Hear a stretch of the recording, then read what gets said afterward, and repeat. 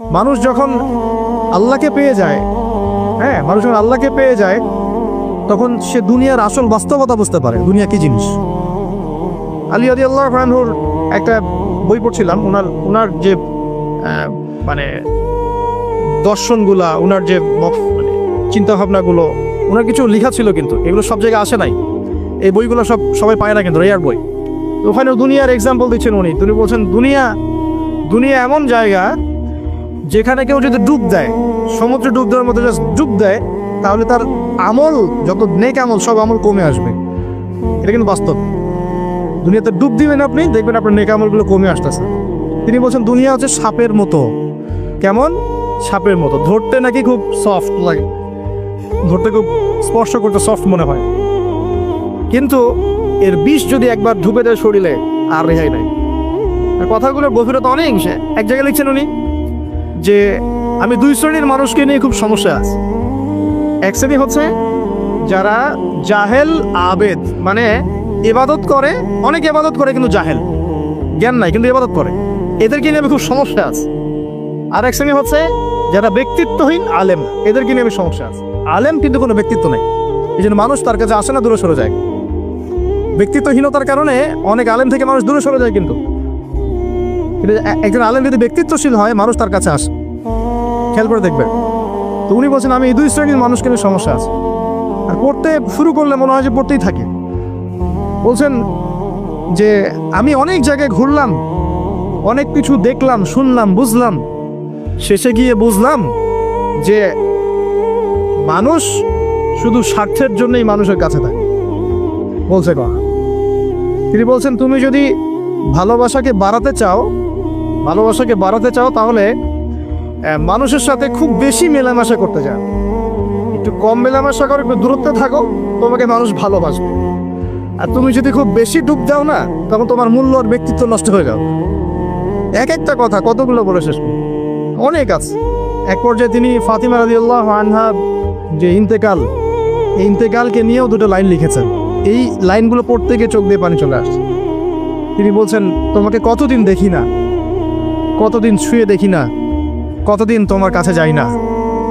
সবাই বলে তুমি আমার থেকে দূরে, কিন্তু সত্যি কথা হচ্ছে তুমি আমার কলিজার ভিতরে আছো। এমন করে লিখেছেন ফাতিমা রাদিয়াল্লাহু আনহা সম্পর্কে। হে আমার প্রিয়তমা, তোমাকে কতদিন দেখি না, তোমার চেহারা কতদিন দেখি না, তোমাকে কতদিন ছুঁইতে পারি না।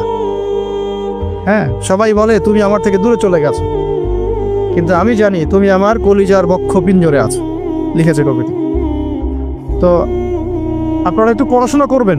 স্পেশালি আমি আপনাদের এনকারেজ করি যে চার খলিফার জীবনে অবশ্যই পড়বেন, চার খলিফার জীবনী পড়বেন, সাহাবীদের জীবনী পড়বেন। তারা কিভাবে দিন শিখেছেন, বুঝেছেন, পালন করেছেন, প্রচার করেছেন, দিনের জন্য কত ত্যাগ স্বীকার করেছেন, এগুলো পড়বেন। আমি খুব রিকোয়েস্ট করি আপনাদেরকে যে আপনারা ইতিহাস পড়বেন। রাসূল সাল্লাল্লাহু আলাইহি ওয়াসাল্লামের জীবনী থেকে শুরু করে একদম অটোমান এম্পায়ার পর্যন্ত ইতিহাসগুলো পড়ে দেখেন, কিভাবে ইসলাম আজকে এই জায়গায় আসছে আপনি চিন্তাই করতে পারবেন। কত চড়াই উতরাই পেরিয়ে যে ইসলাম আজকে এই জায়গায় আসছে আপনি চিন্তাই করতে পারবেন।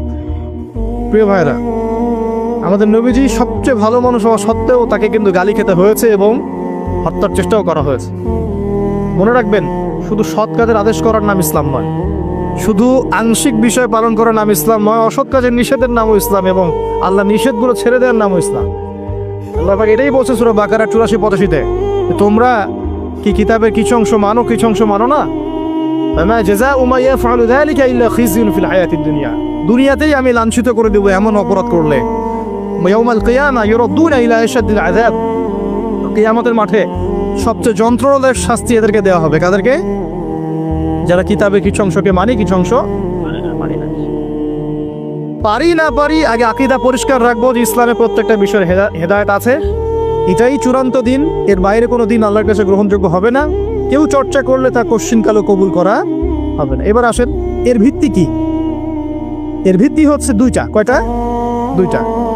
দুইটা থেকে আরো দুইটা এসেছে, এই দুইটা হচ্ছে মূল। নবী সাল্লাল্লাহু আলাইহি ওয়াসাল্লাম বলছেন তারাকতু ফিকুম আমরাইন, আমি তোমাদের মাঝে রেখে গেলাম মাত্র দুটো বস্তু। কয়টা বস্তু? দুটো বস্তু। লান তাদিল্লু মা তামাসসাকতুম বিহিমা, তোমরা কোশ্চিনকালেও পথভ্রষ্ট হবে না যতদিন পর্যন্ত এই দুটাকে আঁকড়ে ধরে থাকবে। কোন দুটা? এক নাম্বার আল কিতাবুল্লাহ, আল্লাহর কিতাব। দুই নাম্বার ওয়া সুন্নাতে নবীহি, তার নবীর সুন্নত। তো কোরআন এবং সুন্নত মিলেই কোরআন এবং হাদিস নয় কি? আচ্ছা, এখন আমাদের সামনে নবীজি নাই, আমাদের সামনে সাহাবায়ে কেরাম নেই, আমাদের সামনে তাবে তাবেঈন চার ইমাম কেউই নাই, ওলামায়ে কেরাম আছেন, আর আমাদের সামনে আছে কোরআন এবং হাদিসের কিতাবগুলো। এই তো ইসলাম আমরা দেখছি, তাই না? এর বাইরে তো আমরা দেখতে পাচ্ছি না। সাহাবীরা না হয় সরাসরি নবীকে দেখে দিন পালন করেছেন, তাই না? তারপরের জেনারেশন সাহাবীদেরকে দেখে করেছে, তারপরের জেনারেশন তাবেঈদের দেখে করেছে। আমরা তো কাউকেই দেখতে পাচ্ছি না। আমরা দেখছি কোরআন এবং হাদিসের কিছু কিতাব এবং ওলামায়ে কেরাম সামনে আছে। এই তো, এই দুইটা হচ্ছে ভিত্তি। এখন এখান থেকে আরো দুটো এসেছে, একটা হচ্ছে ইজমা, একটা হচ্ছে কিয়াস। এই দুটোও ইসলামের। অনেকে বলে ইজমা কিয়াস ইসলামে নাই, কোরআন সুন্নাহ এই দুটাই। ইজমা এবং কিয়াস গুরুত্বপূর্ণ, কারণ ইজমা, সাহাবীদের ইজমা, এটা একটা খুব গুরুত্বপূর্ণ জিনিস। এবং কিয়াস ছাড়া আপনি অনেক মাসআলা বের করতে পারবেন না। ইয়াবার শব্দ কোরআনে আছে না নাই? ইয়াবা আম শুনেছেন? শুনেন নাই? না শুনলেই ভালো। তো এই শব্দটা কি কোরআনে আছে নাকি? নাই। কোরআনে মাদকের কথা আছে। কিসের কথা? মাদক। এখন কিয়াস দরকার নাই। এই যে একটা মাসআলা, একটা মূলনীতিকে কেন্দ্র করে আরেকটা মাসআলাকে বের করা, ইস্তেহাদ করার যে মূলনীতিগুলো, এগুলো কিয়াস থেকে আসে। এটা কিয়াস। এটা ছাড়া আপনি অনেক মাসআলাই বের করতে পারবেন না সমসাময়িক। তো অবশ্যই কোরআন সুন্নাহ ইজমা কিয়াস চারটাই লাগবে। এখন কথা হচ্ছে, এইগুলো তো আর আমরা সরাসরি পালন করতে পারবো না। পারবো? বুঝাচ্ছি, একটু বোঝেন। মনে করেন সামনের দিনগুলোতে দেখবেন বিচ কয়েন আসবে। কি কয়েন? হয়তো অলরেডি অনেক কান্ট্রিতে চলেও আসছে। এখানে কতদিন এটা লঞ্চ হবে আল্লাহ ভালো জানেন, কিন্তু বিট কয়েন মার্কেটে আসছে। এটাকে ক্রিপ্টোকারেন্সি বলে। কি বলে? পেপার মানি নিয়ে যে কথাগুলো বলেছিলাম, কিছু তো ফলেছে নাকি ভাই? কিছু তো ফলেছে। আচ্ছা, সামনে আরো ফলবে ইনশাআল্লাহ। সাস্টেইনেবল অ্যাসেট যেগুলো আছে সেখানে সম্পদ ইনভেস্ট করেন। আপনার জমি জমা থাকলে চাষবাস করা শুরু করেন। সাস্টেইনেবল অ্যাসেট যেগুলো, সেগুলোতে ফোকাস করেন। এমন কোনো জায়গায় অনেক বেশি সম্পদ ইনভেস্ট করে দিয়েন না যেটা পরে আপনার মানে পথে বসার কারণ না হয়ে যায়। তো ক্রিপ্টোকারেন্সি মনে করেন চলে আসছে, এখন আপনি বোঝেন না ক্রিপ্টোকারেন্সি কি জিনিস, এটা হালাল না হারাম, এটা জায়েজ না জায়েজ, এগুলো মাসালা কি সবাই জানে? জানে কি? এটার জন্য কোরআন সুন্নাহ জ্ঞান লাগবে, ইকোনমিক্সের জ্ঞান লাগবে না, পড়াশোনা লাগবে। এখন সরাসরি কোরআন এবং হাদিসের বইগুলো চর্চা করে আপনি কি এর সমাধান বের করতে পারবেন কি না? পারবেন? আপনার কি সেই জ্ঞান আছে, যোগ্যতা আছে? আর সেই যোগ্যতা কি সবার আছে? অল্প কিছু মানুষের থাকতে পারে, যারা ওলামায়ে কেরাম, তাদের এই যোগ্যতা। তাদের মধ্যেও হয়তো কিছু মানুষের নাও থাকতে পারে না, কিন্তু বরেণ্য ওলামায়ে কেরাম যারা, তাদের মাঝে এগুলো থাকবে ইনশাআল্লাহ। এখন আপনি কি করবেন? কোরআন সুন্নাহকে পালন করার স্বার্থে ওলামায়ে কেরামের দ্বারস্থ হবেন এবং তাদের কাছে মাসলা মাসালগুলো জেনে নেবেন। তাহলে আপনি একা একা চর্চা করে বিভ্রান্ত হওয়ার সুযোগ থাকবে। এই বিষয়টা খেয়াল রাখবেন।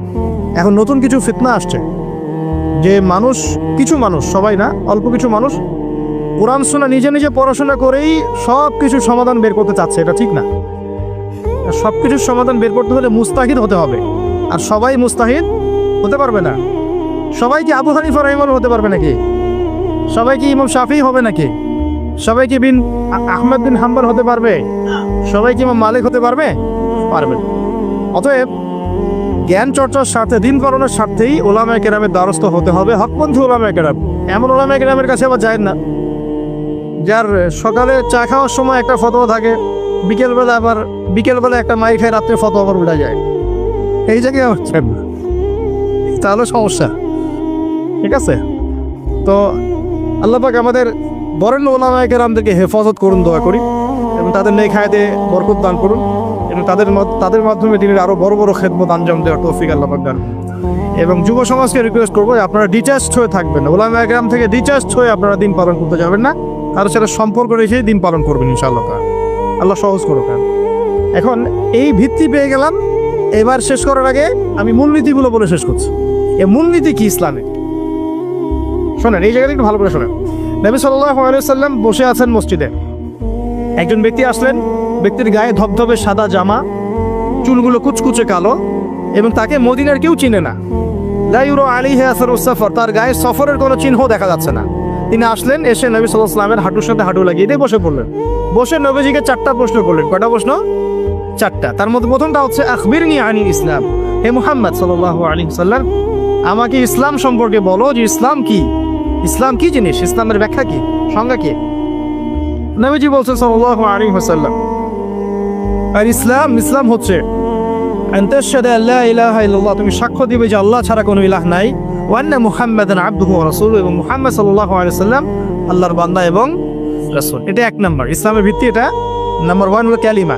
কালিমার মধ্যে দুইটা অংশ। কয়টা অংশ? একটা হচ্ছে লা ইলাহা ইল্লাল্লাহ, মানে আল্লাহ পাকের তাওহীদ ছাড়া অন্য কোনো কিছু চলবে না। 2 নাম্বার হচ্ছে মুহাম্মদুর রাসূলুল্লাহ, মানে নবীর সুন্নাত ছাড়া অন্য কোনো সুন্নাত চলবে না। সিম্পল। লা ইলাহা ইল্লাল্লাহ মানে আল্লাহ ছাড়া কিছুই নাই, মানে আল্লাহ ছাড়া কোনো রিজিক দাতা নাই, কোনো পালনকর্তা নাই, কোনো সন্তান দাতা নাই, কোনো জীবন দাতা নাই, কোনো মৃত্যু দাতা নাই, কোনো বিধান দাতা নাই, আল্লাহ ছাড়া কিছুই না। মানে আল্লাহ পাকই সব, আল্লাহ থেকে সব হয়। নাকি অন্য কোনো ইলাহ আছে? আস্তাগফিরুল্লাহ, অন্য কোনো ইলাহ আছে? নাই। এটা হচ্ছে শিরক মুক্ত তাওহীদের স্টেটমেন্ট। লা ইলাহা ইল্লাল্লাহ মানে শিরক মুক্ত তাওহীদ। শুধু এটা মুখের জিকির না, পালন করে দেখাতে হবে। যদি ইবাদত বন্দেগীতে আপনি আল্লাহর দাসত্ব করেন, সেজদা দেন, আল্লাহকে সেজদা দেন, ইবাদতে লা ইলাহা ইল্লাল্লাহ ঠিক আছে। অর্থনীতিতে গিয়ে আপনি সুদ খাচ্ছেন, আল্লাহর বিধান মানছেন না, ওখানে লা ইলাহা ইল্লাল্লাহ ঠিক নাই। বুঝতে পারছি না? জীবনের সব ক্ষেত্রেই লা ইলাহা ইল্লাল্লাহ আনতে হবে, তারপরে তো হবে লা ইলাহা ইল্লাল্লাহর কায়েম। ব্যাপারটা তো হইল না কিছু। 2 নাম্বার মুহাম্মদ রাসূলুল্লাহ মানে আপনি অন্যের মন গড়া কোনো আদর্শ, দর্শন, সুন্নাত ফলো করতে পারবেন না। আপনাকে মুহাম্মদ সাল্লাল্লাহু আলাইহি ওয়াসাল্লামকেই রোল মডেল মানতে হবে। এর নাম মুহাম্মদ রাসূলুল্লাহ। যদি কেউ মুহাম্মদ রাসূলুল্লাহ বলে অন্য কাউকে তার আদর্শ মেনে চলে, তাহলে মুহাম্মদ রাসূলুল্লাহ কেটে গেছে। এখানে একই কথা, নামাজে দাঁড়িয়েছেন রাসূলের মতো নামাজ পড়ছেন মাশাআল্লাহ, রোজা করছেন রাসূলের মতো, হজ উমরা সব রাসূলের তরিকায় হচ্ছে, তাসবিহ তাহলিল সব রাসূলের তরিকায় হচ্ছে, অর্থনীতিতে গিয়ে আর রাসূলের তরিকা চলে না, তাহলে এখানে আর মুহাম্মদ রাসূলুল্লাহ থাকলো না। আমি মনে হয় বুঝাতে পারছি না। মানে জীবনের সব ক্ষেত্রেই লা ইলাহা ইল্লাল্লাহ মুহাম্মদুর রাসূলুল্লাহ থাকতে হবে, শুধু একটা অংশে নয়। এটা 1 নাম্বার। 2 ওয়ান তুকিমাস সালাহ, এবং যখন তুমি সালাত কায়েম করবে। ইসলামের 2 নম্বর পিলার কি? সালাত কায়েম করা। সালাতের বিষয়ে জাস্ট 2টো হাদিস বলে দিই আমি, তাহলে আপনার যথেষ্ট হবে ইনশাআল্লাহ। একটা হাদিস নবীজি বলেন, মান তারাকা সালাতান মুতাআম্মিদান ফাকাদ কাফার, কেউ যদি ইচ্ছাকৃতভাবে নামাজকে ছেড়ে দেয়, সে ব্যক্তি কিন্তু কুফরি করলো। কি করলো? আমরা যারা নামাজ পড়ছি না, আমরা কিন্তু কুফরির মধ্যে আছি। মুয়াজ বিন জাবাল রাদিয়াল্লাহু আনহু নবীজি বলেন, মান তারাকা সালাতান মুতাআম্মিদান ফাকাদ বারিআত মিন জিম্মাতিল্লাহ, কেউ যদি নামাজ ছেড়ে দেয়, ফরজ নামাজ তার উপর ছেড়ে দেয়, ত্যাগ করে, সে ব্যক্তি আল্লাহ জিম্মাদারি থেকে মুক্ত হয়ে গেল। আল্লাহ জিম্মাদারি নাই তার উপরে, আল্লাহ পাকের কোনো রেসপন্সিবিলিটি নাই তার উপরে, আল্লাহ ছেড়ে দিয়েছেন তাকে, যাও। একটা হাদিস আছে, বাইনা রাজুলি ওয়া বাইনা শিরকি ওয়াল কুফরি তারকুস সালাহ, একজন আল্লাহর বান্দা আর একজন কাফের মুশরিকের মাঝে পার্থক্যই নামাজ। নামাজ নাই, ইসলাম নাই। শুধু আইওয়া শোডাউন দিয়ে কিচ্ছু হবে না ভাই, অথচ নামাজ আগে ঠিকঠাক মতো পড়তে হবে। পড়তে হবে না ভাই? আমাদের যুব সমাজ এখন রাত 3:30টায় খেলা দেখতে ওঠে, তাহাজ্জুদে ওঠার সুযোগ হচ্ছে না, ফুরসত হচ্ছে না। 3:30 4টা হলেও উঠতে হবে, অ্যালার্ম দিয়ে রাখবে, আর্জেন্টিনার খেলা আছে, কিন্তু আর 1 ঘন্টা পরে ফজরের নামাজ, ওই খেলা দেখি ঘুম, ফজরের নামাজ। এই যে ঢাকায় দেখলেন না, ছবি দেখলে মনে হয় একটা তিল পরিমাণ জায়গা নেই মানুষের দাঁড়ানো, পর্দার সামনে একটা তিল পরিমাণ জায়গা নেই মানুষের দাঁড়ানো। হই হুল্লা করতেছে, নাচছে, গাচ্ছে, স্মোক করতেছে, ড্রিঙ্কস করতেছে। মিডিয়া এগুলোকে প্রমোটও করতেছে। মিডিয়া প্রমোট করতেছে মানে কি? মিডিয়া দেখাচ্ছে মানে বিশ্ব কত ভালো আছে এখন, কত সুখ আমাদের। হ্যাঁ, আমাদের সুখী সুখ, খালি সুখে সমৃদ্ধ জীবনযাপন করতেছে, খেলা দেখতেছে, নাচতেছে নাকি। অথচ দেখেন ইকোনমিক সেকশনের কি অবস্থা, দেখেন কি অবস্থা দেশ। এই যে আমাদের সমাজের, যুব সমাজের নৈতিকতার অবস্থাগুলো দেখেন, ধর্ষণের হার দেখেন, জেনার হার দেখেন, মাদকাসক্ত মানুষদের হার দেখেন, কত হারে মানুষ মাদক খাচ্ছে, পরকীয়ার হার দেখেন, ব্লু ফিল্মসের হার দেখেন। ওদের ভাবখানে এমন যে খুব সুখ আমার জীবনে, খেলো আর খেলো। খেলার দলিল তো কোরআনে আছে তো। হ্যাঁ, আল্লাহ পাক বলছেন এই দুনিয়ার জীবনটা হচ্ছে খেলতামাশার দোকান। খেলার দলিল কোরআনে তো আছে। ওমা হাযিহিল হায়াতু দুনিয়া ইল্লা মাতাউল গুরুর, এরকম একটা আয়াত আছে সূরা হাদীদের মধ্যে। আল্লাহ পাক আছে, আল্লাহ পাক বলেছেন যে ইলামু, তোমরা জেনে রাখো, আন্নামাল হায়াতু দুনিয়া লাইবু ওয়া লাহু, তোমরা জেনে রাখো যে এই পুরো দুনিয়ার জীবনটাই খেলতামাশা, ঠাট্টা, হাসি ঠাট্টা, মানে এটা কি বলা বাংলা দিয়ে, ভ্রম, মায়া, মোহ, ভ্রম। তোমরা জেনে রাখো দুনিয়ার জীবনটা খেলতামাশা, ভ্রম, মিছে মায়া। اعلموا انما الحياة الدنيا لعب ولهو زينة وتفاخر بينكم وتكاثر। এবং দুনিয়ার জীবন হচ্ছে একে অপরের সাথে প্রাচুর্যের প্রতিযোগিতা। এগুলা আল্লাহ পাক বলছেন, তো খেলার দলিল তো কোরআনেও পাওয়া যাচ্ছে না? দুনিয়ার জীবনটাকে আল্লাহ বলছেন ওয়া মা হাযিহিল হায়াতুদ দুনিয়া ইল্লা মাতাউল গুরুর। পুরো দুনিয়ার জীবনটাই হচ্ছে মাতাউল গুরুর, প্রতারণা, ধোঁকা, মরিচিকা ছাড়া কিছুই না। আর প্রমোট করা হয় যে বিউটি কন্টেস্ট হচ্ছে, মনে হচ্ছে কত সুখ আমাদের। হ্যাঁ, মেয়েরা একদম নগ্ন হয়ে ফ্যাশন শো করছে, প্রমোট করছে, দেখো এগুলো সবাই কি সুন্দর জিনিস, কত সুখে আছি আমরা। খেলতেছে মানুষ, দেখো ব্রাজিল আর্জেন্টিনা খেলা হচ্ছে, কত সাপোর্টার, কত সুখ, কত মজা, কত লাজ্জাত দুনিয়াতে। হ্যাঁ, মানে কি প্রমোট করতেছে দেখেন। মানে রিয়েলিটি, একটা কথা বলেছে অনেক লেকচারে যে এই ফিতনাময় যুগ, দাজ্জালের যে যুগটা হবে না, ওই যুগে বাস্তবতা আর ভিজুয়াল ওয়ার্ল্ড হবে আকাশ পাতাল পার্থক্য। মানে যা আপনি দেখবেন সেটা সত্য না, ভিতরের বিষয়টা সত্য, যেটা আপনি দেখতে পাচ্ছেন। যা আপনি দেখবেন সেটা সত্য না, যা সত্য তা আপনি দেখতে পাচ্ছেন না। এটা হবে দাজ্জালের যুগ। কেমন? খিদিরের মতো। নৌকা ফুটা করলেন কেন? সন্তান হত্যা করলেন কেন? বাচ্চা হত্যা করলেন কেন? আর যে দেয়াল নির্মাণ করলেন কেন? তিনটা ক্ষেত্রে মুসা আলাইহিস সালাম ভেটো দিচ্ছেন, খিদির আলাইহিস সালাম বলছেন যে এর পিছনে কারণ আছে না?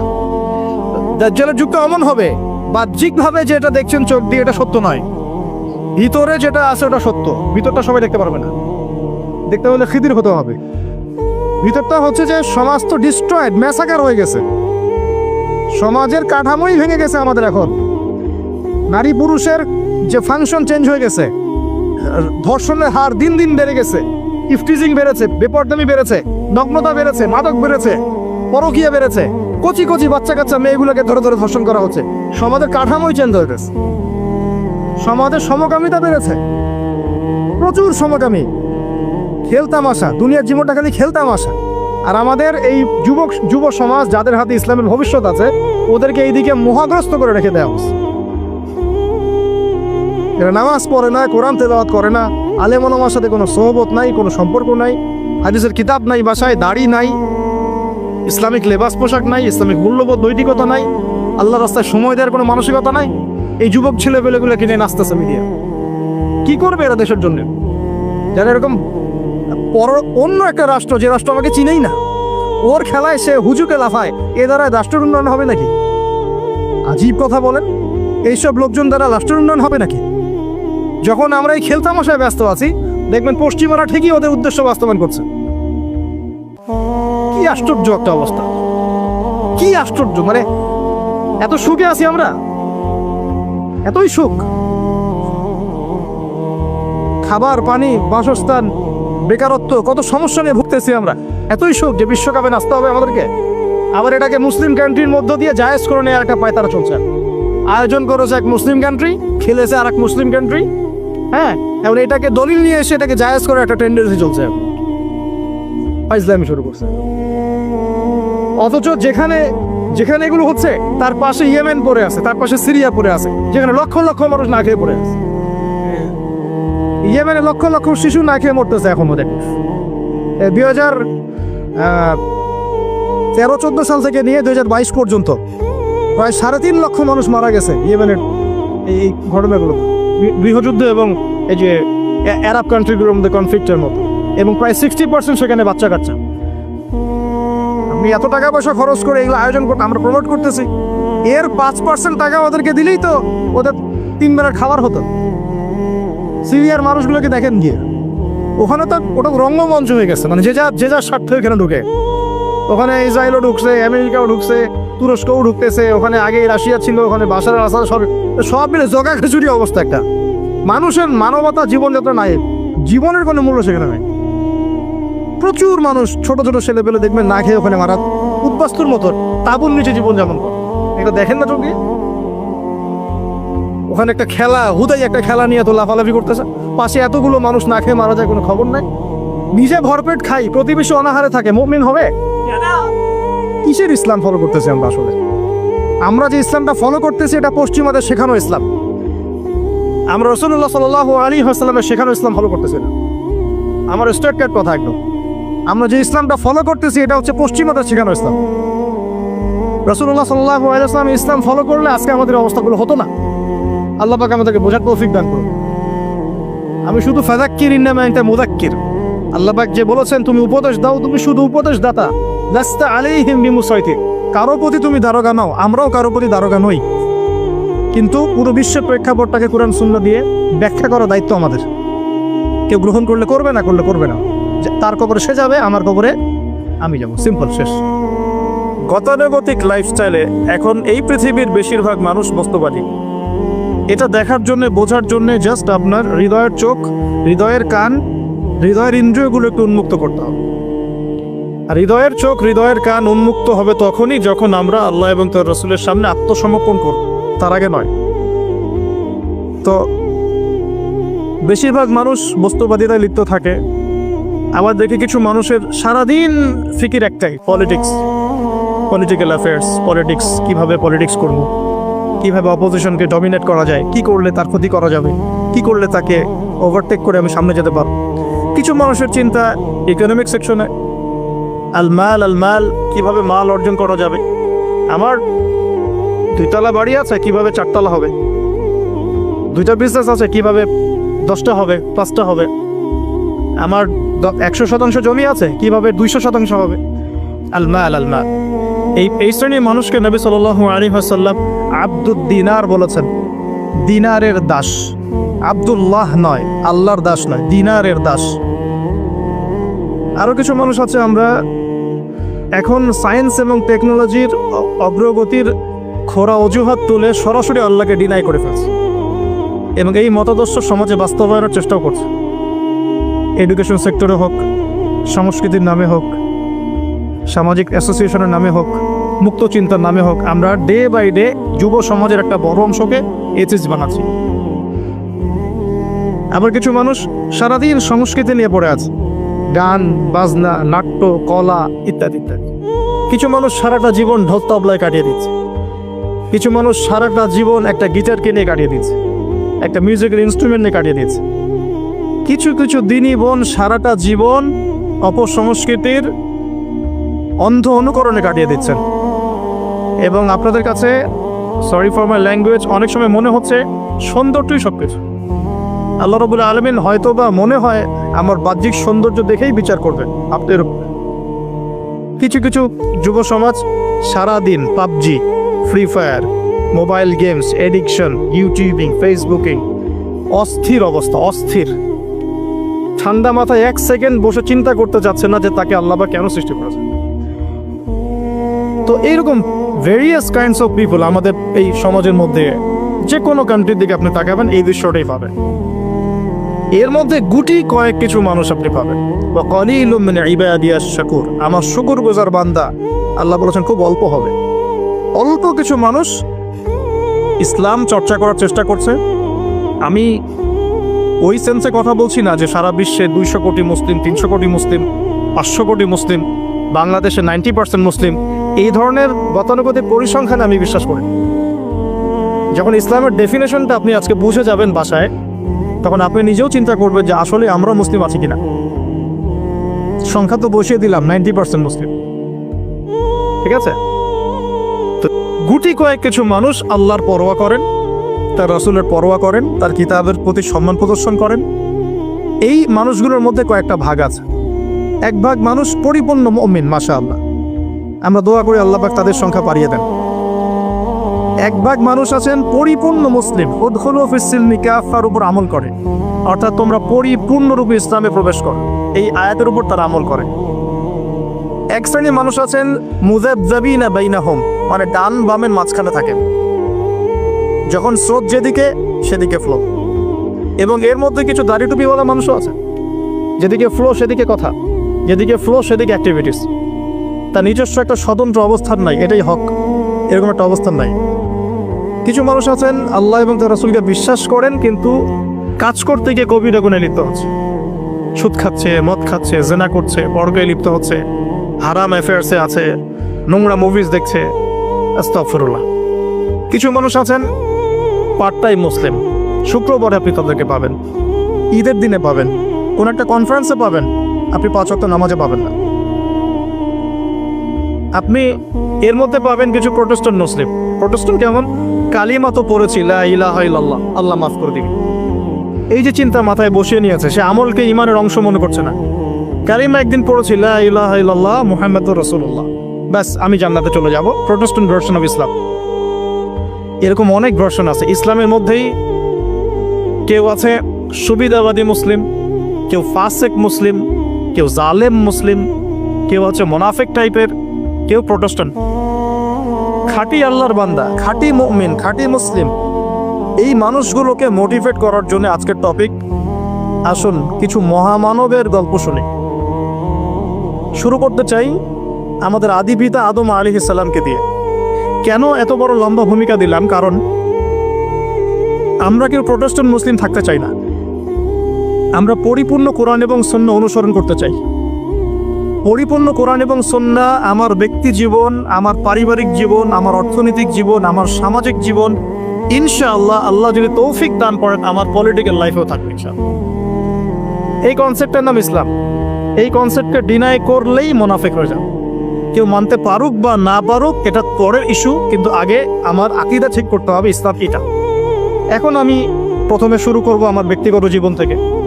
আমি সালাত দিয়ে স্টার্ট করব, আমি সওম রাখবো, বেশি বেশি নফল ইবাদত করব, কোরআন তেলাওয়াত করব, দান সাদাকা করব, ভালো কাজে অংশ নিব, সৎ কাজে আদেশ করব, অসৎ কাজে নিষেধ করব। আমি আমার ব্যক্তি জীবনটাকে ইসলামাইজড করব সবার আগে। আমি সবার আগে বড় স্তরে যাব না, এটাই সুন্নাহ। এরপরে আমার একটা পরিবার আছে। আমার পরিবার, আমার মা, আমার বাবা, আমার স্ত্রী, সন্তান, সবাইকে নিয়ে পরিবার। তাদেরকে ইসলামের মধ্যে রাখার দায়িত্বটা আমার। আমার সমাজ আছে, সমাজে আমি যতটুকু পারি ইসলামকে ইম্পোজ করব। ইকোনমিক সেকশনে গিয়ে আমি হালাল হারামের পরোয়া করব না এমন মানুষ হব না। আমি সেখানে হালাল খাবো, হারাম থেকে দূরে থাকবো। যদি আল্লাহ পাক আমাকে পলিটিক্যাল ক্ষমতা দেন, আমি আমার জায়গা থেকে চেষ্টা করব ইসলামকে ইম্পোজ করার জন্য। অ্যাটলিস্ট কুফর, শিরক এবং তাগুতকে এস্টাবলিশ করবো না। কিছু করতে পারি না পারি, অ্যাটলিস্ট কুফর, শিরক এবং তাগুতকে এস্টাবলিশ করবো না। মোটা দাগে কথা বললে অনেক হার্ড কথা হয়ে যায়। পুরো ওয়ার্ল্ডের গ্লোবাল অ্যাফেয়ার্সই এখন তাগুতের উপরই আছে।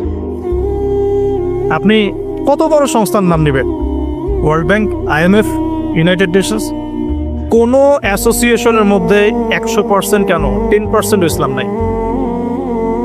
তো এখন আমাদের করণীয়, নিজের ব্যক্তি জীবন থেকে যখন ইসলাম বিদায় নিচ্ছে তখন ওই লেভেলে কথা বলাই তো আমার জন্য দুষ্কর।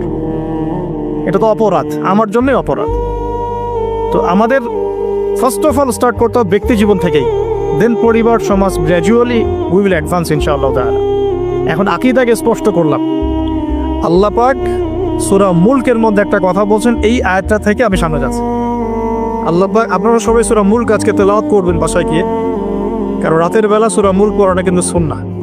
এখানে আল্লাহ রাব্বুল আলামিন একটা কথা বলেছেন, তাবারাকাল্লাযী বিয়াদিহিল মুলক ওয়া হুয়া আলা কুল্লি শাইইন কাদির। আল্লাহ পাকের হাতেই রাজত্ব, কর্তৃত্ব, তিনি সমস্ত বিষয়ের উপর কর্তৃত্বশীল। আল্লাযী খালাকাল মাউতা ওয়াল হায়াতা, যিনি মৃত্যু এবং জীবন সৃষ্টি করেছেন। কি রিজনে, কি কারণে? লিয়াবলুয়াকুম আইয়ুকুম আহসানু আমালা। আল্লাহ পাক দেখতে চান আমাদের মধ্যে আমলে আহসানকে। অনেক লেকচারে আমি আহসান শব্দটার অ্যাপ্রোপ্রিয়েট ব্যাখ্যা পাইনি স্কলারদের কাছে, লেকচারারদের কাছে। হাসান শব্দটার সুপারলেটিভ ফর্ম হচ্ছে আহসান। হাসান মানে হচ্ছে ভালো, উত্তম, ভালো, খাবারটা ভালো। আহসান খাবারটা অনেক বেশি ভালো। হাসান মানে উত্তম, আহসান অনেক বেশি উত্তম। বলি আমরা কবির মানে বড়, আকবার সবচেয়ে বড়, তগীর মানে ছোট, আসগর মানে সবচেয়ে ছোট। এটাকে বলা হয় ইসমে তাফজিলের সিগা, মানে সুপারলেটিভ ফর্ম ইংরেজিতে আমরা যেটা বলি। তো আল্লাহ পাক এই আয়াতে একটু খেয়াল করে দেখেন, আল্লাহ পাক কিন্তু আমাদেরকে গতানুগতিক মুসলিম হিসেবে দেখতে চাচ্ছেন না। আল্লাহ পাক বলছেন, আমি দেখতে চাই তোমাদের মধ্যে আমলে আহসানকে। ব্যাস এই শব্দটা যদি বুঝতে পারি আজকের আলোচনার ভিতরে ঢুকতে পারবো। আমি কি আহসানটা বোঝাতে পেরেছি? আল্লাহ পাক দেখতে চান না আমাদের মধ্যে আমলে, আকীদায়, ঈমানে, তাকওয়ায়, এগুলোতে গতানুগতিক কে। আল্লাহ পাক দেখতে চান আমাদের মধ্যে আমলে বেস্ট কে, শ্রেষ্ঠটাকে। এখন কোরআনের পাতাগুলো যদি ঘেটে আমরা শেষ করি, একটা খতম দিই একটা মাসে, চেষ্টা করবেন 1 মাসে 1 খতম দেওয়ার জন্য, আল্লাহ তৌফিক দান করুন। প্রতিদিন 1 পারা করে পড়লে 1 মাসে 1 খতম হয়ে যায়। আর বছরে অন্তত একবার পুরো কোরআনটা অর্থসহ পড়তে হবে। পারা যাবে ইনশাআল্লাহ? বছরে অন্তত একবার পুরো কোরআনটাকে অর্থসহ আমরা পড়ার চেষ্টা করব। এই পাতাগুলো যদি আমরা উল্টাই তাহলে দেখব কোরআনের মধ্যে আল্লাহ রাব্বুল আলামিন কাফেরদের কথা বলেছেন, জালেমদের কথা বলেছেন, ফাসিকদের কথা বলেছেন, মুত্তাকি মুমিন মুসলিমদের কথা বলেছেন। এবং আল্লাহ পাক যে শব্দটা চাচ্ছেন আমাদের কাছে আহসান, এই আহসান কিছু মানুষের কথা আল্লাহ পাক কোরআনে বলেছেন। আজকে ওইটাই গল্প। সূরাতুল বাকারার আয়াত নাম্বার 207-8 এই দুটো আয়াত একটু পড়ে দেখবেন। আল্লাহ পাক বলছেন ওয়া মিনান নাস বাদা আউযু বিল্লাহি মিনাশ শাইতানির রাজিম। ওয়া মিনান নাস, আল্লাহ বলছেন মানুষের মধ্যে কিছু মানুষ আছে, সবাই না। ওয়া মিনান নাস, মানুষের মধ্যে কিছু মানুষ আছে যারা কিনা মাইয়াশরি নাফসাহু বিতিগা মারদাতিল্লাহ, যেই মানুষগুলো আল্লাহ পাকের সন্তুষ্টির জন্য তাদের নফসটাকে বিক্রি করে দিয়েছে। সুবহানাল্লাহ, চারটাখানি কথা না কিন্তু। মানুষের মধ্যে আল্লাহ কিন্তু সূরা বাকারায় বলেছেন শুরুর দিকে মানুষের মধ্যে কিছু মানুষ আছে যারা মুমিন, কিছু মানুষ আছে যারা কাফের, কিছু মানুষ আছে যারা মুনাফিক, শুরুর দিকে পাবেন। এখানে আল্লাহ পাক বলছেন মানুষের মধ্যে কিছু মানুষ আছে যারা তাদের নফসটাকে আল্লাহর সন্তুষ্টির জন্য বিক্রি করে দিয়েছে। সুবহানাল্লাহ, মানে তাদের জীবনের মূল থিমটাই হচ্ছে আল্লাহ পাকের সন্তুষ্টি অর্জন করা। কোনো কিছুকেই তারা আল্লাহর সন্তুষ্টির উপর প্রাধান্য দিবে না। যদি কোটি টাকার অফার আসে হারাম, সে সেটা রিজেক্ট করবে, আল্লাহ নারাজ হবে। একটা সুন্দরী মেয়ে যদি সেনার অফার করে, সে রিজেক্ট করবে, কারণ সে আল্লাহকে ভয় করে। সে আল্লাহ পাকের জমিনের উপরে গায়রুল্লাহ বা কুফফারদের তাগুতদের কোনো লস ইমপ্লিমেন্ট করতে পারবে না, কারণ সে আল্লাহকে ভয় করে। সে ইকোনমিক লাইফে হালাল হারামের পরোয়া করে চলবে, কারণ সে আল্লাহকে ভয় করে। সে তার পরিবারে পর্দা এস্টাবলিশ করবে, বিকজ সে আল্লাহকে ভয় করে। মানে আল্লাহ পাকের সন্তুষ্টির জন্য নিজের নফসটাকে, জান মাল সবকিছুকে বিলিয়ে দিয়েছে।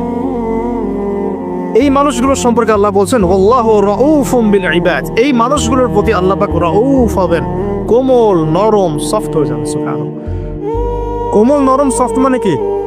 কিয়ামতের মাঠে ডাকা হবে, এই গুনাহগুলো করেছিলে?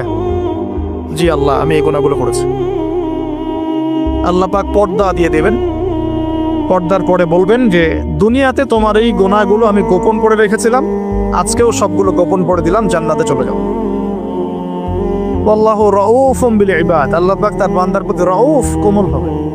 দুনিয়াতে রাউফ কেমন? যে কোনো বিপদ আপদ বালা মুসিবতে সেই ব্যক্তি হাঁটু গেড়ে আল্লাহর কাছে চাবে, আল্লাহ আমার এই সমস্যা, আল্লাহ আমার এই সমস্যা, আল্লাহ আমার এই সমস্যা। আল্লাহু রাউফুম বিল ইবাদ, আল্লাহ পাক ওই বান্দার প্রতি সফট, কোমল হয়ে যাবে। এগুলোর অনেক প্রমাণ আমি আমার জীবনও পেয়েছি, এগুলো আমি পাবলিকলি বলতে পারবো না, আর আমি ব্যাখ্যা করতে পারবো। আর এমন কিছু বিষয় আছে যেগুলো আসলে মানুষকে বলেও বোঝানো যায় না। বড় বড় স্কলারদের কিতাব এখন যখন পড়ি, তারা বলেন কি বলবো, তোমরা তো বুঝবেই না। মানে এমন একটা লেভেলে মানুষ চলে যায় যে ওই লেভেলের কথা সবাইকে বোঝানো যায় না। কিভাবে বলবো, কিভাবে ব্যাখ্যা করবো, কোন আবেগ নিয়ে আসবো, কোন সত্য নিয়ে আসবো, আমি আপনাকে বোঝাতে পারবো না। এরকম একটা অবস্থান থাকে। একজন সাহাবীর নাম বলি আলী ইবনে আবি তালিব রাদিয়াল্লাহু আনহু। আপনি তার পুরো জীবনী পড়লে তাকে খুব সফট পাবেন, নিজেকে গোপনকারী পাবেন, খুব বেশি উচ্ছ্বাস প্রকাশকারী পাবলিক ফিগার, হ্যাঁ, এই যে আমরা শো অফ, নিজেকে জাহির করা, আপনি পাবেন না তাকে। এবং তিনি শেষ জীবনে কি বলেছেন জানেন? শেষ জীবনে বলেছেন যে জ্ঞান আমি নবী সাল্লাল্লাহু আলাইহি ওয়াসাল্লামের কাছ থেকে পেয়েছি, সেগুলোকে সুষ্ঠুভাবে বন্টন করার মতো কাউকে পেলাম না জীবনে। মানে একটা লেভেল থাকে মানুষের, আল্লাহ তাকে মারিফত লাভের, যে লেভেলে গিয়ে মানুষ সবার সাথে আমভাবে কিছু বলতে পারে না। আমি ওই লেভেলে কিছু ফিল করছি, কিছু নির্যাস পাচ্ছি যে আমি আপনাকে বোঝাতে পারছি না। যাই হোক, আল্লাহ পাক রউফ মানে এত সফট হবেন, জীবনের যে কোনো পদে আপনি আল্লাহকে ডাকবেন, আল্লাহ আপনাকে তাৎক্ষণিক সাড়া দিবেন ইনশাআল্লাহ, ইনশাআল্লাহ আযজা ওয়া জাল। এখন পাতাগুলো ঘাটলে আমরা প্রথম এইরকম কোন মানুষকে পাই যারা নিজের নফসটাকে আল্লাহর জন্য উৎসর্গ করে দিয়েছেন? 1 নাম্বার পাচ্ছি আমরা আমাদের আদি পিতা আদম আলাইহিস সালাম। আজকে ডিটেইলস আয়াত বাই আয়াত পড়ার সময় পাচ্ছি না, তবে আমি তামারি বলছি, আপনারা একটু বাসায় পড়ে নেবেন। আদম আলাইহিস সালামকে আল্লাহ রাব্বুল আলামিন নিজের হাত দিয়ে সৃষ্টি করেছেন। সুবহানাল্লাহ, এখন আল্লাহ পাকের হাত কি, কেমন, কিভাবে ব্যাখ্যা করতে পারবো না, এবং এই ব্যাখ্যা করা আমাদের জন্য জরুরি নয়। আল্লাহ পাক যা বলেছেন বাস, কোনো কিছুর সাথে সাদৃশ্যপূর্ণ নয়, কোনো কিছুর এক্সাম্পল তার সাথে শোভনীয় হবে না। জাস্ট আল্লাহ পাক বলেছেন খলাকতু বিয়াদাই, আমি আদমকে সৃষ্টি করেছি আমার 2 হাত দিয়ে, বাস এই পর্যন্ত ফুল স্টপ। এগুলো হচ্ছে কোরআন সুন্নাহর কিছু মূলনীতি। আল্লাহ পাক বলেছেন আর রহমান আলাল আরশ ইস্তাওয়া, রহমান আরশের উপরে সমুন্নত। কোন হালতে কি অবস্থায় আছেন ব্যাখ্যা করতে পারবো না, দরকার নাই, ফুল স্টপ।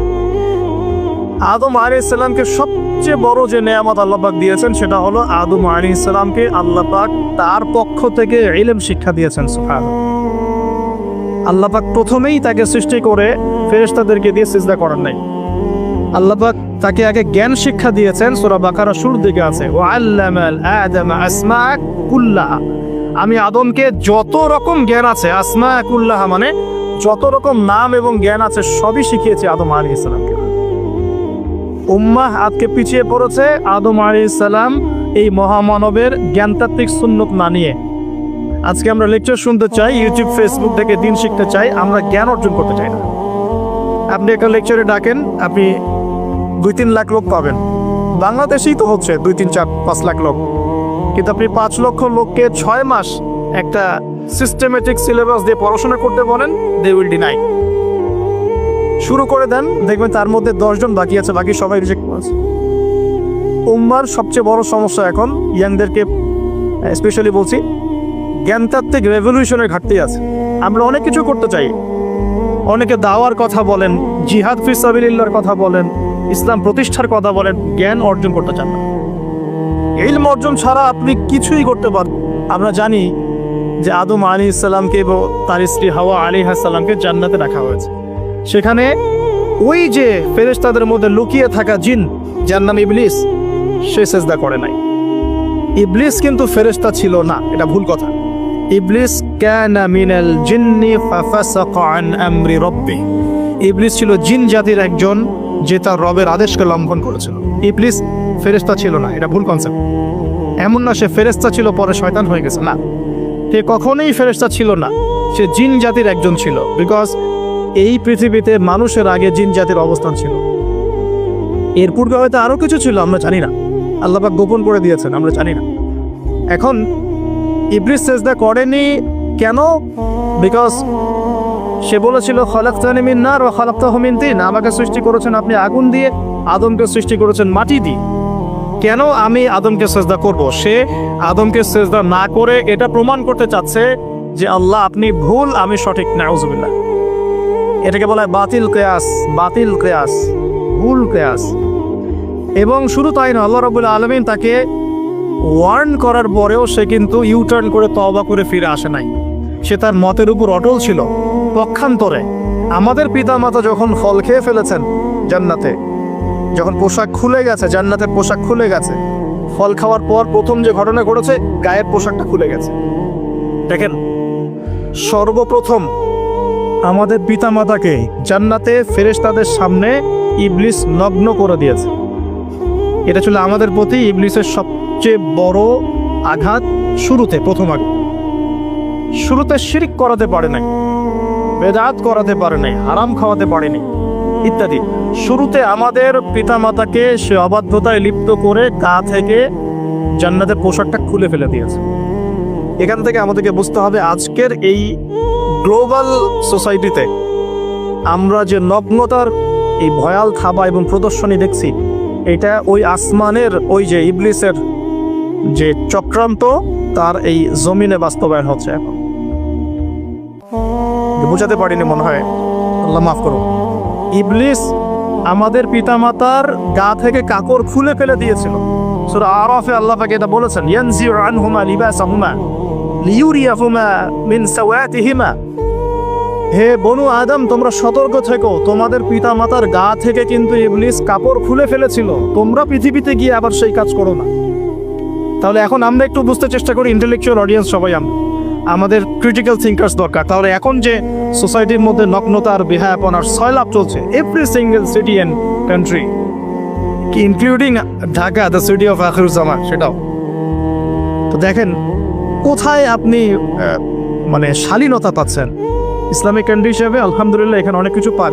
ওয়ার্ল্ডের অন্যদিকে তাকিয়ে দেখো, তার মানে ইবলিসের ওই এজেন্টটা এখন পৃথিবীতে কিছু মানুষ বাস্তবায়ন করছে।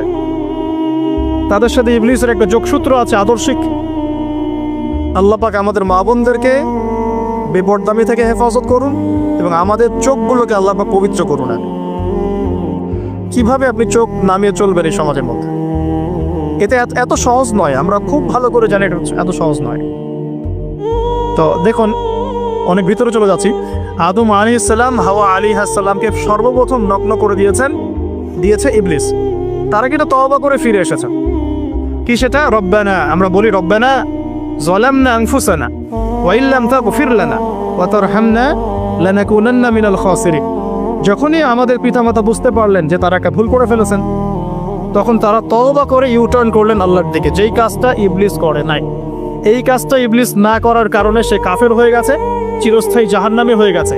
আর এই তওবা করে ফিরে আসার কারণে আমাদের পিতামাতা জান্নাতি হয়ে গেছে। আল্লাহ পাক এই কারণেই তার রাসূলের মাধ্যমে জানিয়েছেন যে প্রত্যেক আদম সন্তান, কুল্লু বানি আদম খাত্তা, প্রত্যেক বনু আদম হচ্ছে পাপী। আমরা সবাই পাপী, আমরা সবাই পাপী। পাপের তো শেষ নাই আমাদের, আল্লাহ মাফ করুন। ওয়া খায়রুল ফাত্তাইন আত-তাওয়াব, যারা তওবা করে ফিরে আসে এরাই হচ্ছে শ্রেষ্ঠ পাপী। জীবনের যে কোনো সময় যদি কেউ খালেস ভাবে আল্লাহর দিকে তওবা করে ফিরে আসতে পারে, আল্লাহ পাক এক মুহূর্তের মধ্যে তার আমল নামার সমস্ত গুনাহ মাফ করে নেকি দিয়ে পরিবর্তন করতে পারে। এগুলো হাদিস থেকে বলছি, ডিটেলস বলতে পারছি না আমি, কোডগুলো। তো এখন এই মহামানবের জীবন থেকে আমরা কি শিখলাম? দেখুন, তাকে আল্লাহ পাক ইলমের নিয়ামত দিয়েছেন। তার মানে আমরা যদি গতানুগতিক মুসলিম না হয়ে এক্সট্রা অর্ডিনারি মুসলিম হয়ে আল্লাহর সাথে সাক্ষাৎ করতে চাই, দুনিয়াতে বেঁচে থাকতে চাই, পরকালে জান্নাত চাই, তাহলে আমাদেরকে আগে ইলমের চর্চা করতে হবে। এবং এই জ্ঞানের চর্চা মানে ক্লাসিক্যাল সিলেবাসে আপনাকে পড়াশোনা করতে হবে। শুধু একটা লেকচার শুনে নয়, ফেসবুক ইউটিউব দেখে তো মোটেই নয়। এখান থেকে মাঝে মাঝে কিছু নলেজ নেওয়া যায়, কিন্তু এগুলো কখনো কনস্ট্রাকটিভ নলেজ নয়। বরেণ্য উলামায়ে কেরাম যারা থাকবেন আপনাদের বেস্ট পসিবল ওয়েতে, তাদের কাছে গিয়ে পরামর্শ করে বইপত্র পড়তে হবে। আদারওয়াইজ আপনার মেমোরি এবং জ্ঞানটা বিক্ষিপ্ত হয়ে যাবে। এখনকার ইয়াং জেনারেশনের অন্যতম সেরা প্রবলেম হচ্ছে তাদের মস্তিষ্ক বিক্ষিপ্ত। তাদের মস্তিষ্কে কনস্ট্রাকটিভ কোনো সিলেবাসে পড়াশোনা নাই। আজকে এই বই, কালকে ওই বই, কালকে আদনান ভাইয়ের লেকচার, পরশুদিন আজহারি ভাইয়ের লেকচার, তারপরের দিন আরেক ভাই, তারপর আরেক ভাই। আবার সমাজে তো এক একজন এক এক কথাও বলছে, তখন তার মাথাটা পুরো পাজলড, হ্যাঁ, ম্যাসাকার্ড। এই মাসালা এটা বলছেন, ওই মাসালা ওইটা, আর ওইটা কি হবে, ওইটা কি হবে। সলিউশন হচ্ছে ক্লাসিক্যাল ইসলামিক সিলেবাস পড়াশোনা করতে হবে। আমি খুব শর্ট করে গেলে সাবজেক্টগুলো বলে দিই আপনাদের। 1 নম্বর, ফার্স্ট অফ অল কোরআনুল কারীম। কোরআনুল কারীমের মধ্যে থাকবে authentic recitation, translation, Quranic grammar এবং অ্যারাবিক ল্যাঙ্গুয়েজ, 4টা বিষয়। তারপর থাকবে হাদিসের নবী সাল্লাল্লাহু আলাইহি ওয়াসাল্লাম। হাদিসের মধ্যে সহজ হাদিসের কিতাবগুলো পড়তে হবে। ফর এক্সাম্পল মিশকাতুল মাসাবিহ, রিয়াদুস সালিহিন, বুলুগুল মারাম, আপনার ফয়জুল কালাম, হাদিসে আরবাইন, এরকম কিতাবগুলো আগে, তারপরে আস্তে আস্তে আস্তে আপনি কঠিন কিতাবের দিকে যাবেন। তবে এগুলো ওস্তাদ ছাড়া হয় না। এরপর দরকার হচ্ছে সিরাত, নবী সাল্লাল্লাহু আলাইহি ওয়াসাল্লামের পবিত্র জীবনী। এই জীবনী যার জানা নাই, সে তার জীবনটাকে রাসূলের সিরাতের আলোকে মেলাতে পারবে না। এবং দিন ইসলাম নিয়ে কিছু করতে চাইলে রাসূলের সিরাতের সুন্নাহ মাফিক করতে পারবে না। এরপর দরকার ইকোনমিক্সের জ্ঞান, ইসলামিক ইকোনমিক্স অবশ্যই। তারপরে দরকার হচ্ছে ইসলামিক ইতিহাসের জ্ঞান, ফিকহের জ্ঞান, আকীদার জ্ঞান, উসুলের জ্ঞান। এভাবে একটা কনস্ট্রাকটিভ সিলেবাস দাঁড়ায়। তারপরে গিয়ে একজন মানুষের জ্ঞানটা পাকাপোক্ত হবে। সময় লাগুক 10 বছর, 15 বছর, 20 বছর। আমরা দোয়া করি আল্লাহর কাছে, আল্লাহ পাক আগামী পুরো 20 বছর আমাদেরকে পড়াশোনা করার তৌফিক দান করুন। পড়তে থাকবো। আমাদের বেশি কথা বলার দরকার নেই, পড়তে থাকবো, জানতে থাকবো। এখন তাহলে আমরা আজকে প্রথম একটা লেসন পেলাম, গতানুগতিক মুসলিম না হয়ে এক্সট্রা অর্ডিনারি মুসলিম হতে হলে প্রথমে এই মহামানবের জ্ঞানতাত্ত্বিক শিক্ষা নিতে হবে, ইলমের মেহনত হবে ইনশাআল্লাহ তাআলা। আল্লাহ পাক আমাদের সবাইকে জ্ঞানের মেহনত করার তৌফিক দান করুন এবং আমাদের পরিবারে জ্ঞান প্রতিষ্ঠার তৌফিক দান করুন, আমাদের বাচ্চাদের মধ্যে সেই জ্ঞান প্রবেশ করানোর তৌফিক দান করুন। আর প্রয়োজন হচ্ছে তাওবা। আদম আলাইহিস সালাম ভুল করেছেন, আমরাও ভুল করি, কিন্তু শয়তানের পাল্লায় পড়ে ভুল করলেই তার তাবেদারি করতে হবে না, বরং যখনই আমাদের স্মরণ হবে আমরা ইউটার্ন করবো আল্লাহর দিকে তওবা করে। দ্বিতীয় মেসেজ হচ্ছে বেশি বেশি তওবা ইস্তেগফার করব। দিনে কমপক্ষে 100 বার পড়তে পারি আস্তাগফিরুল্লাহাল্লাযী লা ইলাহা ইল্লা হুয়াল হাইয়ুল কাইয়্যুম ওয়া আতুবু ইলাইহি, অথবা এতটুকু অ্যাটলিস্ট আস্তাগফিরুল্লাহ ওয়া আতুবু ইলাইহি, আস্তাগফিরুল্লাহ ওয়া আতুবু ইলাইহি, বাস এতটুকু। নবী সাল্লাল্লাহু আলাইহি ওয়াসাল্লাম দিনে 100 বার তওবা করতেন, কোন হাদিস এসেছে 70 বার তওবা করতেন।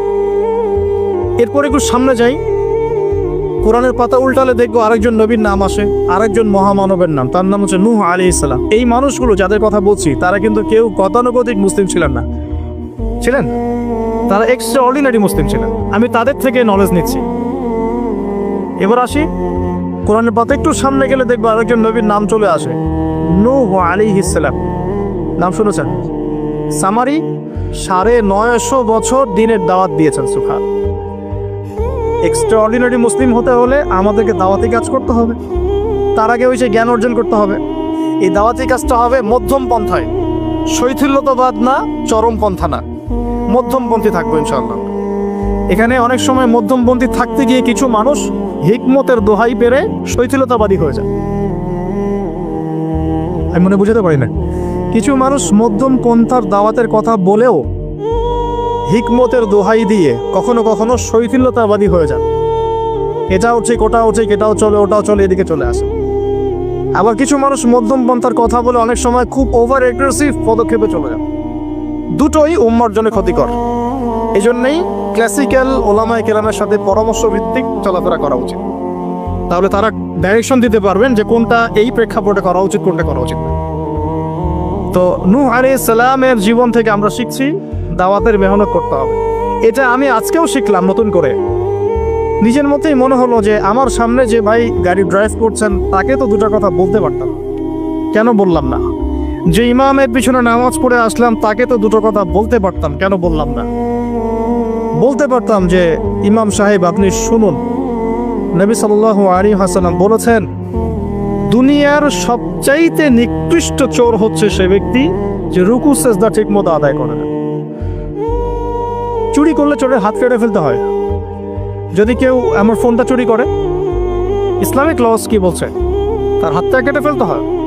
আর নবীজি বলছেন সবচেয়ে নিকৃষ্ট চোর সে ব্যক্তি যে ব্যক্তি রুকু সেজদা ঠিক মতো আদায় করে না। তো আমরা এরকম দাওয়াতের অনেক ক্ষেত্র পাই। নিজেও ফিল করলাম যে না, আসলে মনে হয় আমি পরিপূর্ণ দায়ী হতে পারছি না। আমি তো এই যে বিমানে আসলাম তার কেবিন ক্রুদেরকে দাওয়াত দিতে পারতাম, অ্যাটলিস্ট শালীনতার একটা আয়াত শোনাতে পারতাম যে এই পোশাকগুলো মেয়েদের পরা উচিত নয়। যে পোশাকটা আপনি পরে আছেন আকাশে উঠছে, সুবহানাল্লাহ, 1 সেকেন্ডের মধ্যে প্লেন ক্র্যাশ করতে পারে। পসিবল? Not possible. 1 সেকেন্ডের মধ্যে। সেখানে আমি কিভাবে আল্লাহর জিকির বাদ দিয়ে বেহায়াপনে লিপ্ত হতে পারি?